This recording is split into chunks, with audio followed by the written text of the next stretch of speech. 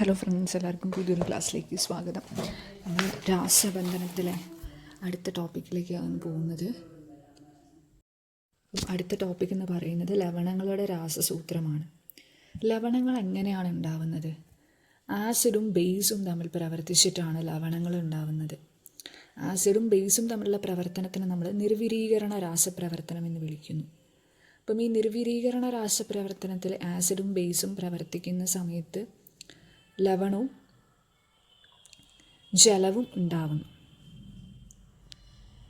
ഈ ലവണം ഉണ്ടാവുന്നത് ആസിഡിലെ negative അയോണും ബേസിലെ positive അയോണും കൂടെ ചേർന്നിട്ടാണ് ലവണം ഉണ്ടാകുന്നത്. എക്സാമ്പിൾ, സോഡിയം ഹൈഡ്രോക്സൈഡും HClലും നിർവിരീകരണ രാസപ്രവർത്തനത്തിന് വിധേയമാകുമ്പം അവിടെ സോഡിയം ക്ലോറൈഡ് എന്ന ലവണവും ജലവുമാണ് ഉണ്ടാവുന്നത്. അപ്പോൾ അവിടെ സോഡിയം ഹൈഡ്രോക്സൈഡ് ബേസാണ്. അപ്പോൾ ആ ബേസിലെ പോസിറ്റീവ് അയോൺ ആയിട്ടുള്ള Na+, HCl ആസിഡാണ്. ആസിഡിലെ നെഗറ്റീവ് അയോൺ ആയിട്ടുള്ള ക്ലോറൈഡ് അയോണും കൂടെ പ്രവർത്തിച്ചിട്ടാണ് NaCl എന്ന് പറയുന്ന ലവണം അവിടെ ഉണ്ടാവുന്നത്. ഈ ലവണങ്ങൾ എന്ന് പറയുന്ന വൈദ്യുതപരമായിട്ട് നിർവീര്യമാണ്. ലവണത്തിലെ പോസിറ്റീവ് അയോണിൻ്റെ ആകെ ചാർജും ലവണത്തിലെ നെഗറ്റീവ് അയോണിൻ്റെ ആകെ ചാർജും സെയിം ആയിരിക്കും. ആ പോസിറ്റീവും നെഗറ്റീവും തുല്യമാകുന്നത് കൊണ്ട് പരസ്പരം ക്യാൻസൽ ചെയ്ത് പോകുന്നു. അപ്പം ടോട്ടൽ ഇൻ എഫക്റ്റ് ചാർജൊന്നും ഉണ്ടാവില്ല. ഇത് വൈദ്യുതപരമായിട്ട് നിർവീര്യമായിരിക്കും. അപ്പം അതാണ് ഇവിടെ ബോക്സിൽ കൊടുത്തിരിക്കുന്നത്. ഒരു ലവണത്തിലെ പോസിറ്റീവ് അയോണുകളുടെയും നെഗറ്റീവ് അയോണുകളുടെയും ചാർജുകളുടെ ആകെ തുക 0 ആയിരിക്കും. അപ്പം അങ്ങനെ ആയിരിക്കും, ആ രീതിയിലായിരിക്കും ലവണങ്ങൾ രൂപം കൊള്ളുക. ലവണത്തിലെ പോസിറ്റീവ് അയോണിൻ്റെയും നെഗറ്റീവ് അയോണിൻ്റെയും ആകെ ചാർജുകളുടെ തുക എന്ന് പറയുന്നത് 0 ആയിരിക്കും. ഇനി ലവണങ്ങളുടെ രാസസൂത്രം എങ്ങനെ എഴുതാമെന്ന് നോക്കുക. ലവണത്തിലെ പോസിറ്റീവ് അയോൺ ഏതാ നോക്കുക, നെഗറ്റീവ് അയോൺ ഏതാ നോക്കുക. പോസിറ്റീവ് അയോണിൻ്റെ പ്രതീകം ആദ്യം എഴുതുക, അത് കഴിഞ്ഞിട്ട് നെഗറ്റീവ് അയോണിൻ്റെ പ്രതീകം എഴുതുക. രണ്ടിൻ്റെയും ചാർജ് നോക്കുക. പോസിറ്റീവ് അയോണിൻ്റെ ചാർജ് എന്താ നോക്കുക, നെഗറ്റീവ് അയോണിൻ്റെ ചാർജ് എന്താ നോക്കുക. എന്നിട്ട് ചാർജുകൾ അങ്ങോട്ടും ഇങ്ങോട്ടും മാറ്റി എഴുതുക. നെഗറ്റീവ് അയോണിൻ്റെ ചാർജ് പോസിറ്റീവ് അയോണിൻ്റെ താഴെ എഴുതുക, പോസിറ്റീവ് അയോണിൻ്റെ ചാർജ് നെഗറ്റീവ് അയോണിൻ്റെ താഴെ എഴുതുക. എന്നിട്ട് എഴുതിയതിന് ശേഷം ആ രണ്ട് സംഖ്യകൾക്കും ഏതെങ്കിലും പൊതുഘടകം ഉണ്ടോ നോക്കുക. പൊതുഘടകം ഉണ്ടെങ്കിൽ അതുകൊണ്ട് ഹരിച്ച് ഏറ്റവും ചെറിയ രൂപത്തിലേക്കാക്കി മാറ്റി, അതായിരിക്കും ലവണത്തിൻ്റെ രാസസൂത്രം. ഇനി ഇവിടെ എക്സാമ്പിൾ കൊടുത്തിട്ടുണ്ട്. ആ എക്സാമ്പിൾ നമുക്ക് നോക്കിപ്പോവാം. മഗ്നീഷ്യം ഹൈഡ്രോക്സൈഡ് എന്ന് പറയുന്നത് ഒരു ബേസാണ്. അതിലെ പോസിറ്റീവ് അയോൺ ഏതാണ്? Mg2+ ആണ് അതിലെ പോസിറ്റീവ് അയോൺ. ഇനി phosphoric acid H3PO4, negative ion ഏതാണ്? PO4 3-. അതിലെ പോസിറ്റീവ് അയോൺ H+ഉം നെഗറ്റീവ് അയോൺ എന്ന് പറയുന്നത് PO4 3- ആണ്. മഗ്നീഷ്യം ഹൈഡ്രോക്സൈഡും ഫോസ്ഫോറിക് ആസിഡും തമ്മിൽ പ്രവർത്തിച്ചിട്ടുണ്ടാവുന്ന ലവണമാണ് മഗ്നീഷ്യം ഫോസ്ഫേറ്റ്. അപ്പം അതിൻ്റെ രാസസൂത്രം എങ്ങനെയാണ് എഴുതാൻ നോക്കുക. അപ്പം ആ ലവണത്തിലെ പോസിറ്റീവ് അയോൺ Mg2+ ആണ്, നെഗറ്റീവ് അയോൺ PO4 3- ആണ്. അപ്പം ആദ്യം നമ്മൾ പോസിറ്റീവ് അയോണിൻ്റെ പ്രതീകം എഴുതണം, അതിനുശേഷം നെഗറ്റീവ് അയോണിൻ്റെ പ്രതീകം എഴുതുക. പോസിറ്റീവ് അയോണിൻ്റെ പ്രതീകം ആദ്യം Mg, അതിനുശേഷം നെഗറ്റീവ് അയോണിൻ്റെ പ്രതീകം PO4. പ്രതീകം മാത്രം എഴുതിയാൽ മതി, ചാർജ് നമ്മൾ എഴുതണ്ട. ഇനി നമ്മൾ ചാർജ് നോക്കുക. Mgൻ്റെ ചാർജ് എന്താണ്? 2+. പ്ലസ് വേണ്ട, ആ 2 PO4ൻ്റെ കൂടി എഴുതുക. PO4 എന്ന് പറയുന്ന സമയത്ത് അതിൽ പിയും ഓയും ഒക്കെ വരുന്നതുകൊണ്ട് അതിനെല്ലാത്തിനും ആ 2 ബാധകമായതുകൊണ്ട് അവിടെ ഒരു ബ്രാക്കറ്റ് കൊടുത്തതിന് ശേഷം താഴെ 2 എഴുതുക. PO4ൻ്റെ ചാർജ് എന്താ? 3- 3 ആണ്. ആ 3 ഇപ്പുറത്തെ സൈഡിൽ Mgൻ്റെ താഴെ എഴുതാം. അങ്ങനെ നമുക്ക് Mg3PO4 2 എന്ന് കിട്ടും. അതാണ് മഗ്നീഷ്യം ഫോസ്ഫേറ്റിൻ്റെ രാസസൂത്രം. അപ്പോൾ ഇങ്ങനെയാണ് ലവണങ്ങളുടെ രാസസൂത്രം എഴുതുന്ന വിധം. പോസിറ്റീവ് അയോൺ ആദ്യം എഴുതുക, രണ്ടാമതായിട്ട് നെഗറ്റീവ് അയോൺ എഴുതുക. പോസിറ്റീവ് അയോണിൻ്റെ ചാർജ് നെഗറ്റീവ് അയോണിൻ്റെ താഴെ എഴുതുക, നെഗറ്റീവ് അയോണിൻ്റെ ചാർജ് പോസിറ്റീവ് അയോണിൻ്റെ താഴെ എഴുതുക. എന്നിട്ട് പൊതുഘടകങ്ങൾ ഏതെങ്കിലും ഉണ്ടെങ്കിൽ ആ പൊതുഘടകം കൊണ്ട് ഹരിക്കുകയും വേണം. അത് നമുക്ക് നോക്കാം. ഇനി അടുത്തതായിട്ട് പറയുന്നത് കാൽഷ്യം ഹൈഡ്രോക്സൈഡും സൾഫ്യൂരിക് ആസിഡും പ്രവർത്തിച്ചിട്ട് ഉണ്ടാവുന്ന കാൽഷ്യം സൾഫേറ്റ് എന്ന ലവണത്തിൻ്റെ കാര്യമാണ്. കാൽഷ്യം ഹൈഡ്രോക്സൈഡിലെ പോസിറ്റീവ് അയോൺ ഏതാണ്?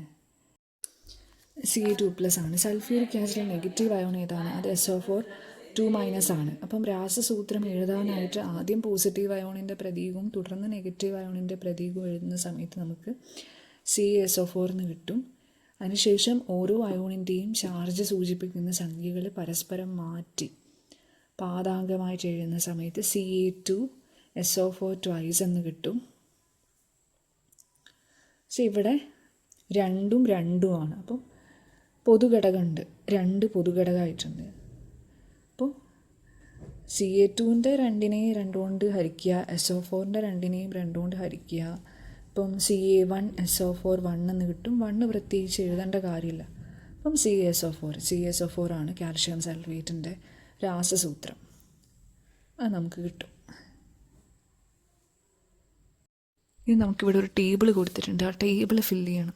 അപ്പം ഇതിൽ ആദ്യം കൊടുത്തിട്ടുള്ള പോസിറ്റീവ് അയോണാണ്, രണ്ടാമതായിട്ട് കൊടുത്തിട്ടുള്ള നെഗറ്റീവ് അയോണാണ്, മൂന്നാമത് കൊടുത്തിട്ടുള്ള ലവണത്തിൻ്റെ പേരാണ്, നാലാമതായിട്ട് അതിൻ്റെ രാസസൂത്രം നമ്മൾ എഴുതണം. അപ്പം ആദ്യം തന്നെ positive ion Mg2+, negative ion Cl-, ലവണത്തിൻ്റെ പേര് വരിക മഗ്നീഷ്യം ക്ലോറൈഡാണ്. അപ്പം മഗ്നീഷ്യത്തിൻ്റെ 2 പ്ലസ്സിലെ 2 നമ്മൾ ക്ലോറിൻ്റെ കൂടെ എഴുതണം. ക്ലോറിൻ്റെ മൈനസ് എന്ന് പറയുമ്പോൾ 1 നമ്മൾ മഗ്നീഷ്യത്തിൻ്റെ കൂടെ എഴുതണം. അപ്പം MgCl2 എന്ന് കിട്ടും. ഇനി അടുത്തത് positive ion Mg2+, negative ion SO4 sulphate. അപ്പം ലവണത്തിൻ്റെ പേര് മഗ്നീഷ്യം സൾഫേറ്റ്.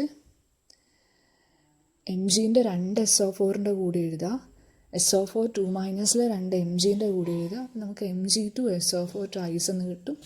പൊതുഘടകം 2 കൊണ്ട് ഹരിക്കുന്ന സമയത്ത് Mgൻ്റെ കൂടെയുള്ള 2ഉം SO4ൻ്റെ കൂടെയുള്ള 2ഉം പോവുക. അപ്പം MgSO4 എന്ന് കിട്ടും. ഇനി positive ion Ca2+, negative ion CO3 2-, calcium carbonate.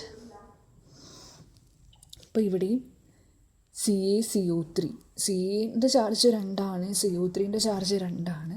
അപ്പോൾ അത് പരസ്പരം മാറ്റി എഴുതുമ്പോൾ Ca2CO3 twice എന്ന് കിട്ടും. പൊതുഘടകമായിട്ട് 2 ഉണ്ട്. അപ്പോൾ 2നെ 2 കൊണ്ട് ഹരിക്കുമ്പം 1 കിട്ടും. അപ്പം CaCO3 ആയിട്ട് അത് മാറും. പിന്നെ positive ion NH4+, negative ion Cl-, ലവണത്തിൻ്റെ പേര് അമോണിയം ക്ലോറൈഡ്. അപ്പം NH4+ലെ ചാർജ് 1, അത് Clൻ്റെ കൂടെ, Clലെ ചാർജ് 1, അത് NH4ൻ്റെ കൂടെ. അപ്പോൾ NH4Cl എന്ന് കിട്ടും. ഇനി അടുത്തത് positive charge NH4+, negative ion PO4 3-. അപ്പം ലവണത്തിൻ്റെ പേര് അമോണിയം ഫോസ്ഫേറ്റ്. നമ്മൾ PO4ൻ്റെ ചാർജ് NH4ൻ്റെ താഴെ എഴുതുക, NH4ൻ്റെ ചാർജ് PO4ൻ്റെ താഴെ എഴുതുക. അപ്പോൾ NH4 thrice PO4 എന്ന് കിട്ടും.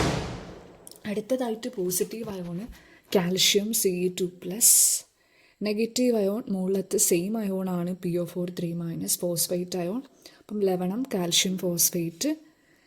അപ്പം PO4ൻ്റെ 3 Cൻ്റെ കൂടെ, Cൻ്റെ 2 PO4ൻ്റെ കൂടെ. അപ്പം C3PO4 twice എന്ന് കിട്ടും. പിന്നെ positive ion sodium Na+, negative ion sulphate SO4 2-. അപ്പം സോഡിയം സൾഫേറ്റ് SO4ൻ്റെ 2 Na-ൻ്റെ കൂടെ എഴുതുക, Na-ൻ്റെ 1 SO4ൻ്റെ കൂടെ എഴുതുക. 1 പ്രത്യേകിച്ച് എഴുതേണ്ട കാര്യമല്ല. അപ്പം Na2SO4 എന്ന് നമുക്ക് കിട്ടും. ഇത്രയുമാണ് ആ ടേബിൾ നമുക്ക് ഫില്ല് ചെയ്യാനായിട്ടുള്ളത്. അപ്പം ഇത്രയും കാര്യങ്ങളാണ് ഈ ചാപ്റ്ററിൽ നമുക്ക് പറയാനുള്ളത്.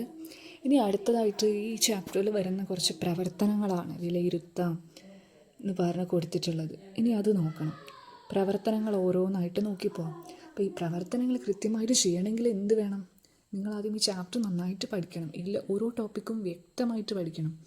ആ ടോപ്പിക്കിൻ്റെ ബേസിലാണ് ഈ പ്രവർത്തനങ്ങൾ കൊടുത്തിട്ടുള്ളത്. ഇനി നമുക്ക് ഇതിലെ ഓരോരോ പ്രവർത്തനങ്ങളായിട്ട് നോക്കാം. ആദ്യം തന്നെ hydrogen, helium, lithium, beryllium, fluorine എന്നീ ആറ്റങ്ങളുടെ ഇലക്ട്രോൺ ഡോട്ട് ഡയഗ്രം ചിത്രീകരിക്കുക. അതാണ് ഒന്നാമത്തെ ചോദ്യം. അത് എങ്ങനെയാണെന്നുള്ളത് നോക്കാം. ഈ മൂലകങ്ങളുടെയൊക്കെ ഇലക്ട്രോൺ ഡോട്ട് ഡയഗ്രം എങ്ങനെയാണ് വരുന്നതെന്നുള്ളത് നമുക്ക് നോക്കാം. അപ്പോൾ ഹൈഡ്രജൻ്റെ ഇലക്ട്രോൺ ഡോട്ട് ഡയഗ്രം എന്ന് പറയുമ്പം ഹൈഡ്രജനിൽ ഒരു ഇലക്ട്രോൺ ആണുള്ളത്. അപ്പം ഹൈഡ്രജൻ്റെ പ്രതീകം എഴുതിയതിന് ശേഷം ഒരു കുത്തിടുക. ഹീലിയം ആവുന്ന സമയത്ത് അതിൻ്റെ ആറ്റോമിക നമ്പർ 2 ആയതുകൊണ്ട് 2 കുത്ത്. Lithium atomic number 3, number of electrons 3, അപ്പോൾ 3 കുത്ത്. ബെർലിയം 4 കുത്ത്. ഫ്ലൂറിൻ ആവുന്ന സമയത്ത് ഫ്ലൂറിൻ്റെ ഇലക്ട്രോൺ വിന്യാസം എന്താണ്? ഫ്ലൂറിൻ്റെ ആറ്റോമിക നമ്പർ 9. ഇലക്ട്രോൺ വിന്യാസം എന്ന് പറയുന്നത് 2, 7 ആണ്. അപ്പം ബാഹ്യതമ ഷെല്ലിൽ 7 ഇലക്ട്രോൺ ആണുള്ളത്. അപ്പം ഫ്ലൂറിൻ്റെ പ്രതീകം എഫ് എഴുതിയ ശേഷം 7 കുത്തിടുക. നമ്മൾ ബാഹ്യതമ ഷെല്ലിൽ എത്ര ഇലക്ട്രോൺ ആണോ ഉള്ളത് അതാണ് നമ്മൾ കുത്തുകൾ ഉപയോഗിച്ചതിൽ സൂചിപ്പിക്കുക. ഇനി അടുത്ത ചോദ്യം. ഫ്ലൂറിൻ തന്മാത്രയിലേതുപോലെ ക്ലോറിൻ തന്മാത്രയിൽ ആറ്റങ്ങൾ രാസബന്ധനം രൂപീകരിക്കുന്നത് ഇലക്ട്രോൺ ഡോട്ട് ഡയഗ്രം ഉപയോഗിച്ച് ചിത്രീകരിക്കുക. ക്ലോറിൻ്റെ ഇലക്ട്രോൺ വിന്യാസം എന്ന് പറയുന്നത് 2, 7 ആണ്. അപ്പം ബാഹ്യതമ ഷെല്ലിൽ 7 ഇലക്ട്രോൺ ആണുള്ളത്. അപ്പം ഓരോ ക്ലോറിൻ ആറ്റത്തിനും അഷ്ടക ഇലക്ട്രോൺ വിന്യാസം കൈവരിക്കണമെങ്കിൽ ഒരു ഇലക്ട്രോണിൻ്റെ കൂടെ ആവശ്യമുണ്ട്. അപ്പം ആദ്യത്തെ ക്ലോറിൻ ആറ്റം ഒരു ഇലക്ട്രോൺ എടുക്കും, രണ്ടാമത്തെ ക്ലോറിൻ ആറ്റം ഒരു ഇലക്ട്രോൺ എടുക്കും. അവിടെ ഒരു ജോഡി രൂപപ്പെടും. ആ ജോഡി 2 ക്ലോറിൻ ആറ്റങ്ങൾക്കിടയിൽ പങ്കുവയ്ക്കപ്പെടും. അത് നമുക്ക് ഈ ഒരു രീതിയിൽ ഇലക്ട്രോൺ ഡോട്ട് ഡയഗ്രം ഉപയോഗിച്ച് ചിത്രീകരിക്കാനായിട്ട് സാധിക്കും. ഇനി അടുത്ത ചോദ്യം. ക്ലോറിൻ തന്മാത്രയിലെ സഹസംയോജക ബന്ധനം പ്രതീകങ്ങൾ ഉപയോഗിച്ച് സൂചിപ്പിക്കുക. അത് വളരെ സിമ്പിളാണ്. ക്ലോറിനിൽ ഏകബന്ധനമാണുള്ളത്. അപ്പം ഒരു ക്ലോറിൻ ആറ്റം എഴുതുക, Cl, അതിൻ്റെ പ്രതീകം എഴുതുക, ഒരു വര വരയ്ക്കുക, അടുത്ത ക്ലോറിൻ ആറ്റം എഴുതുക. ഒറ്റ വര മതി. ഏകബന്ധനമായതുകൊണ്ട് ഒറ്റ വര മതി 2 ക്ലോറിൻ ആറ്റങ്ങൾക്കിടയിലും. ഇനി അടുത്ത ചോദ്യം. ചുവടെ നൽകിയിരിക്കുന്ന അയോണിക സംയുക്തങ്ങളിലെ അയോണിക ബന്ധന രൂപീകരണം ഇലക്ട്രോൺ ഡോട്ട് ഡയഗ്രം, ഓർബിറ്റ് മാതൃക എന്നിവയിലൂടെ ചിത്രീകരിക്കുക. അപ്പം ഇലക്ട്രോൺ ഡോട്ട് ഡയഗ്രം ഉപയോഗിച്ചും നമ്മൾ ചിത്രീകരിക്കണം, ഓർബിറ്റ് മാതൃക ഉപയോഗിച്ചും ചിത്രീകരിക്കണം. അതിൽ ആദ്യം തന്നെ കൊടുത്തിരിക്കുന്നത് സോഡിയം ഫ്ലൂറൈഡാണ്, രണ്ടാമതായിട്ട് കൊടുത്തിരിക്കുന്നത് സോഡിയം ഓക്സൈഡാണ്, മൂന്നാമതായിട്ട് കൊടുത്തിരിക്കുന്നത് മഗ്നീഷ്യം ക്ലോറൈഡാണ്, നാലാമതായിട്ട് കൊടുത്തിരിക്കുന്നത് കാൽഷ്യം ഓക്സൈഡാണ്. അപ്പം ഇതിലെയൊക്കെ അയോണിക ബന്ധന രൂപീകരണം നമ്മൾ ഇലക്ട്രോൺ ഡോട്ട് ഡയഗ്രം ഉപയോഗിച്ചും അതേപോലെ തന്നെ അത് കഴിഞ്ഞ ശേഷം ഓർബിറ്റ് മാതൃക ഉപയോഗിച്ചും ചിത്രീകരിക്കണം. അപ്പം ആദ്യം തന്നെ സോഡിയം ഫ്ലൂറൈഡിൻ്റെ ഇലക്ട്രോൺ ഡോട്ട് ഡയഗ്രം ഉപയോഗിച്ചുള്ള ചിത്രീകരണം ഇങ്ങനെയാണ്. NaF ഇലക്ട്രോൺ ഡോട്ട് ഡയഗ്രം നമ്മൾ ചിത്രീകരിക്കുക. അതിന് ശേഷം Na+ൻ്റെയും F-ൻ്റെയും അത് അതേപോലെ തന്നെ ഓർബിറ്റ് വരച്ച് നമുക്ക് ചിത്രീകരിക്കാനായിട്ട് സാധിക്കും. അടുത്തായിട്ട് സോഡിയം ഓക്സൈഡ് Na2O. അപ്പം അവിടെ 2 Na ഉണ്ട്, ഒരു ഓയും. അപ്പം ഫസ്റ്റ് തന്നെ എഴുതുന്ന സമയത്ത് 2 Na എഴുതുക, അതിനുശേഷം ഒരു O എഴുതുക, ഇലക്ട്രോൺ ഡോട്ട് ഡയഗ്രം. പിന്നെ 2 NAയും ഓരോ ഇലക്ട്രോണിന് വെച്ച് കൊടുക്കുന്നു. ഓക്സിജൻ ടോട്ടൽ ഓരോ NAയും കൊടുക്കുന്ന ഇലക്ട്രോൺസ് സ്വീകരിക്കുന്നു. ടോട്ടൽ 2 ഇലക്ട്രോണിനെ സ്വീകരിക്കുന്നു. അപ്പം O2- ആയിട്ട് മാറുന്നു. നമ്മൾ ശേഷം Na+ൻ്റെ ഇലക്ട്രോൺ ഡോട്ട് ഡയഗ്രം വരയ്ക്കുക, O2- ഇലക്ട്രോൺ ഡോട്ട് ഡയഗ്രം വരയ്ക്കുക. 2 Na+ ഉണ്ടാവും, ഒരു O2-.